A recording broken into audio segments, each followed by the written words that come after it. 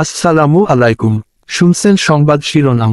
সীমান্তের শূন্য রেখায় বাংলাদেশ ভারতের সেনাবাহিনীর সৌজন্যে সাক্ষাৎ। এখন শুনবেন বিস্তারিত। ব্রাহ্মণবাড়িয়ার আখাউড়ার সীমান্তের শূন্য রেখায় বাংলাদেশ ভারতের সেনাবাহিনীর সৌজন্যে সাক্ষাৎ অনুষ্ঠিত হয়েছে। বিজয় দিবস উপলক্ষে সোমবার 16 ডিসেম্বর দুই দেশের সেনাবাহিনীর উচ্চ পর্যায়ের কর্মকর্তারা সৌজন্যে সাক্ষাতে মিলিত হন।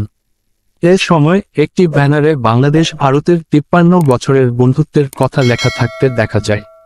বেলা 11:30 থেকে 11:48 নাগাদ এই সাক্ষাৎ অনুষ্ঠিত হয় বলে আখাউড়ার ইউএনও গাজালা পারভিন রুহি নিশ্চিত করেছেন।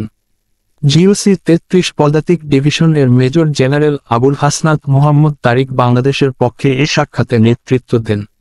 ভারতের পক্ষে নেতৃত্ব দেন 101 কমিউনিকেশন জোনের commander major general Sumit Rana. এ সময় উভয় জেনারেলের স্টাফ অফিসার ছাড়াও বিজিবি ও বিএসএফ এর কর্মকর্তারা উপস্থিত ছিলেন।